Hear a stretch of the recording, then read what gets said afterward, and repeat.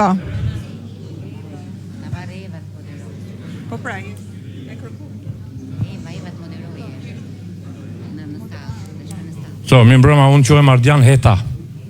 Tiranës, dhe i vjetër fort biles.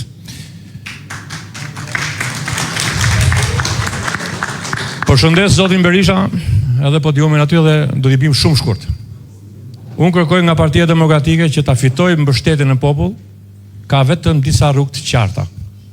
Kam dëgjuar disa foltorë zotit Berisha dhe nuk më kam pëlqyer ato. Dhe a dini pse? Jo se unë nuk jam demokrat. Pse unë jam antidemokrat nga ato të parat fare biles dhe antikomunist biles, por që t'i mbushim mendjen pjesës tjetër që nuk e voton lijen e Partisë Demokratike, neve na duhet t'i tregojmë atyre çfarë do bëjmë ne ndryshe.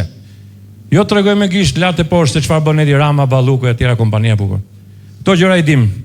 Janë hajdutur, mjafton një jetë ja themi dhe hajduti mbetet, nuk mund ndryshojë. Dhe po ta themi për ditë nuk bëhet as më shumë as më pak.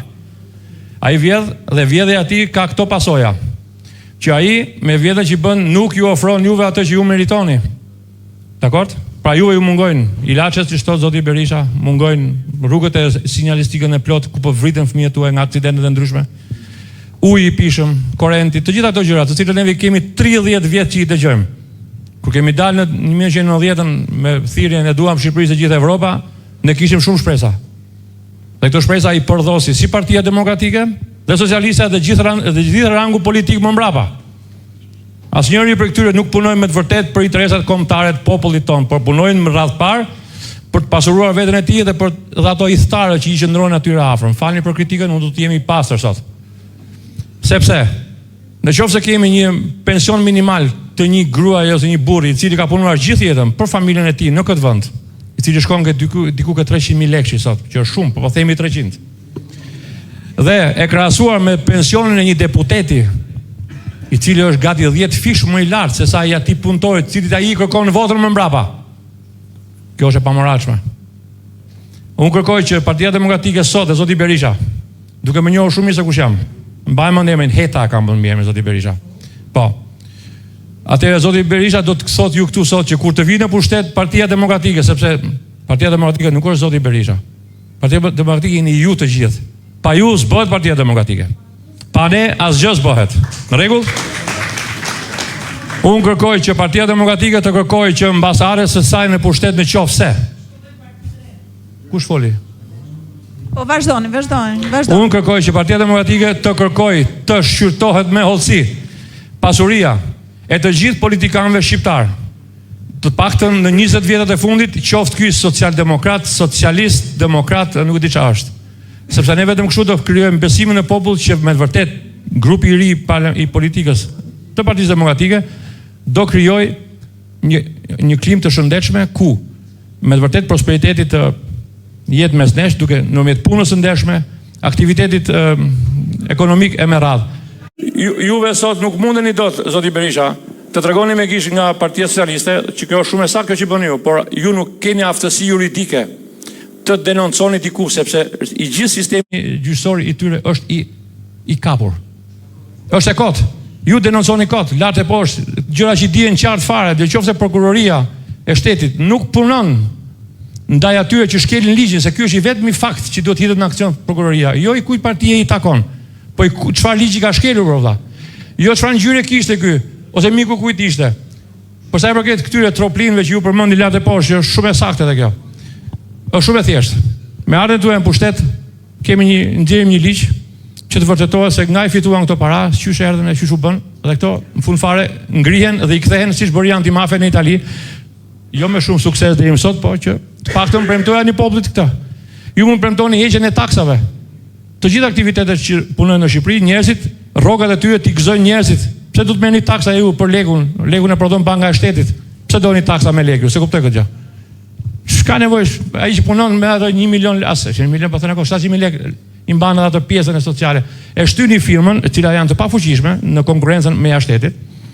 Janë të pafuqishme firma të cilat të paguajnë pjesën sociale të një rroge. Pjesa sociale e një rroge, ju ja ishni nga rroga bruto. Tani firma me 1000 mekanizacione i shtynin drejt rrugës së ilegalitetit duke ja mbajtur. Po ishani fare, lërani. Lejet i ma njerëzit legët, se legët do t'i kthejmë përsëri në treg dhe kështu të fuqizohet ekonomia e vendit. Zoti Berisha, ka nevojë ky popull për një qasje serioze dhe të sinqert me ta. Ndryshe, ju nuk do keni suksesin që kërkoni. Unë nuk kam përshkuar asnjëherë, ma unë do të rri këtu ku jam. Përfundoni zotri, s'ka gjë, përfundoni. Edhe një e fundit. Në këtë vend këtu ju do të merrni 100% të votave. Ju në këtë vend zoti Berisha do merrni 100% të votave, sikur ju të sonte këtu të bëni një testim, një zgjedhje. Po juve nuk ju duhen votat tona, se ju ato i keni. Juve ju duhen votat e krahut tjetër. Pse nuk bëni një Me vërtet, po. Dakor, jo, përfundoni, e fundit. Përfundoni, po. Pse nuk bëni një foltore ku ju të thrisni ekskluzivisht të gjithë ata që janë simpatizantë dhe zgjedhës të Partisë Socialiste? Flisni me ta, zoti Berisha, asgjë të keq s'ka. Dakor. Provojeni, mund ta provoni. Faleminderit, sugjeri. Kisha Faleminderit. Po. Së pari shpreh respektin më të madh dhe mirënjohjen ndaj kontributit të familjes tuaj në Partinë Demokratike. Dhe e vlerësoj shumë atë. Uroj shërim të shpejt babait. Së dyti, lidhur me bashkimin e Partisë Demokratike.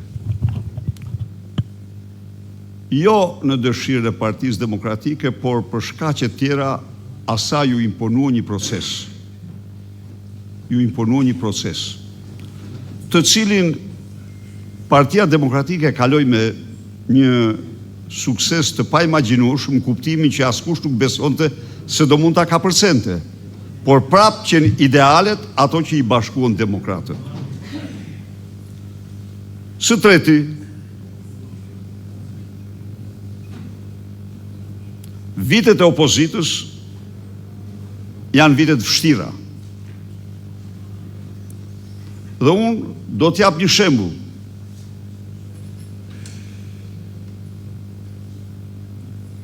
Ai kryetari tjetër kishte 2 dosje në prokurori. Reale, njërin Toyota Yaris, tjetrën të Muezinit, të atij tjetrit. Dhe ç'na ndodhi ne me të? Ja u them unë, ai ishte dhe kryetari im. Ne na ndodhi që ditën ai rrin tek Tunseli, e në mëngjes e thrisin në prokurori. Ja që ndistin ja numronin, në darkë i vinte Engjella Gaçi, i thoshte se isha unë pas te, bëra këte, bëra ate, po ti duhet bësh këte, bëra ate, dhe ai e tregova dhe dje, dhe është shumë e vërtet, i thot një ditë një njeriu që ma tha, se tani ne e kemi opozitën që duhem, si që duhem. Imagjinoni ku ishim. Tani ne kemi opozitën që duhem. Në këtë kuadër, për ju dhe për çdo njeri, ligji i parë është, kjo është partia e mendimit hapur. Dhe është i mirëpritur çdo demokrat, çdo mbështetës të shpreh mendimin dhe të bëj kritika, të bëj sugjerime, të bëj propozime. Në rastin konkret, është rast fatkeq. Rasti konkret, themu ty, është rast totalisht në interesa strikt private të tij dhe në asnjë interes të Partisë Demokratike. Në interes të Edi Rams, të Ergysagasit e të tjerëve, dhe në shkelmim flagrant të interesave tua, të kësaj, të asaj dhe të gjithë dhe me radhë. Po të mos ishte kështu, dije mirë që kur nuk do të shpresha se është vetë përjashtuar. Ja ku jemi. Por, rëndja pas problemeve private dhe shfrytëzimi i partisë për ato qëllime është kur i pranueshëm. ajo s'pranohet. Dhe për ta ilustruar pak më mirë, ne kishim antar kryesie, djalë që unë respektoja shumë, baruan zgjedhje të shkojnë u bë drejtor i hipotekës në Vlorë. A kështu apo jo? Ju them ju këtu, unë atë respektoja. Diskutoja me te. Tjetri që sille nga studio në studio, tani merr funksionet larta.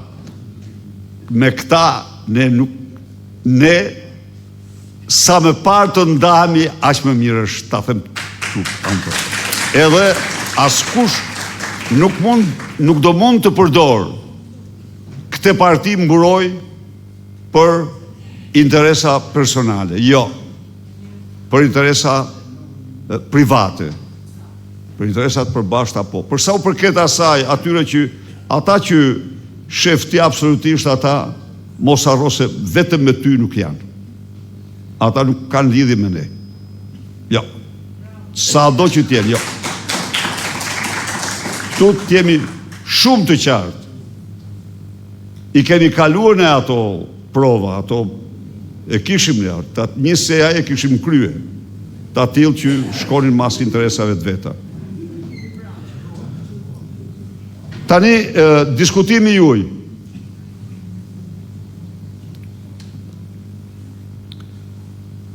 Sigurisht që përmirësimi i komunikimit me qytetarët duhet jetë një objektiv konstant dhe i vazhdueshëm i Partisë Demokratike.